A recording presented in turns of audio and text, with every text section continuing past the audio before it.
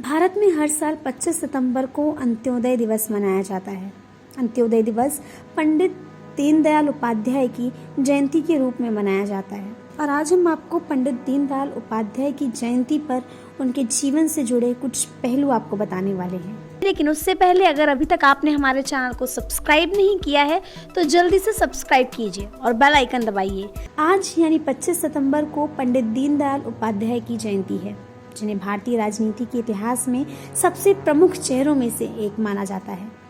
उपाध्याय एक राष्ट्रीय स्वयंसेवक संघ के विचारक और भारतीय जनसंघ के सह संस्थापक थे।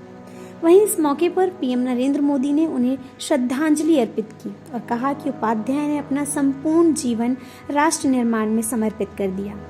उन्होंने ट्वीट करते हुए कहा कि एकात्म मानव दर्शन के प्रणेता पंडित दीनदयाल उपाध्याय जी को उनकी जयंती पर शत शत नमन। उन्होंने राष्ट्र निर्माण में अपना सारा जीवन समर्पित कर दिया।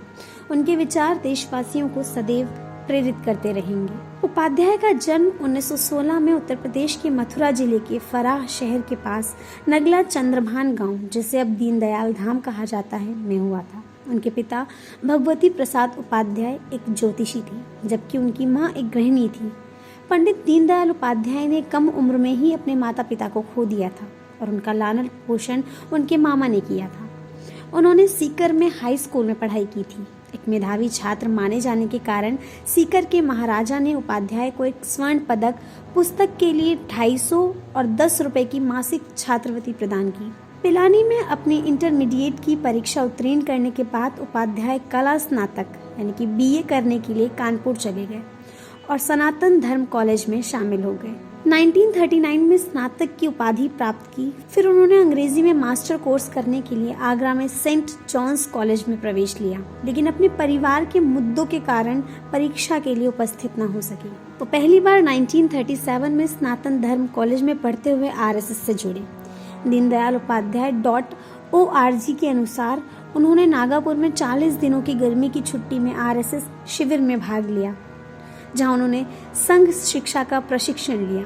1942 में उन्होंने आरएसएस के लिए पूर्णकालिक रूप से काम करना शुरू कर दिया।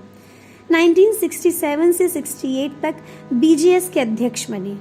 उन्होंने 1963 में जौनपुर निर्वाचन क्षेत्र से लोकसभा चुनाव लड़ा, लेकिन हार गए। 1940 के दशक में पंडित उपाध्याय ने हिंदुत्व विचारधारा के प्रसार के लिए लखनऊ से मासिक राष्ट्रधर्म प्रकाशन शुरू किया। उन्होंने लखनऊ से ही एक साप्ताहिक पत्रिका पांचजन्य और एक दैनिक स्वदेश भी शुरू किया। वे एकात्म मानववाद के साथ आए, जिसे 1965 में जनसंघ के आधिकारिक सिद्धांत के रूप में अपनाया गया था। पंडित उपाध्याय की फरवरी 1968 में रहस्यमयी परिस्थितियों में मृत्यु हो गई। उनका शव उत्तर प्रदेश के मुगलसराय जंक्शन रेलवे स्टेशन के पास मिला था।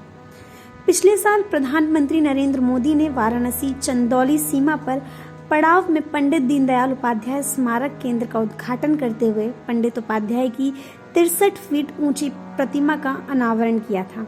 भारत में हर साल 25 सितंबर को अंत्योदय दिवस मनाया जाता है। अंत्योदय दिवस पंडित दीनदयाल उपाध्याय की जयंती के रूप में मनाया जाता है। आज के दिन देश में गरीबों के उत्थान में तमाम अंत्योदय योजनाएं चल रही हैं। भारत सरकार द्वारा 25 सितंबर 2014 को पंडित दीनदयाल उपाध्याय की 98वीं जयंती पर अंत्योदय दिवस की घोषणा की गई थी। पंडित दीनदयाल उपाध्याय ने ही अंत्योदय का नारा दिया था। अंत्योदय का अर्थ है समाज के अंतिम छोर तक आर्थिक रूप से कमजोर और पिछड़े वर्ग के लोगों का उदय। ऐसे ही ताज़ा खबरों के लिए जुड़े रहे हमारे YouTube चैनल खबरें अंदर की से। खबरों को नोटिफिकेशन पाने के लिए हमें सब्सक्राइब कीजिए और बेल आइकन दबाइए। इसके साथ ही वीडियो पर लाइक और कमेंट करना बिल्कुल ना भूलें।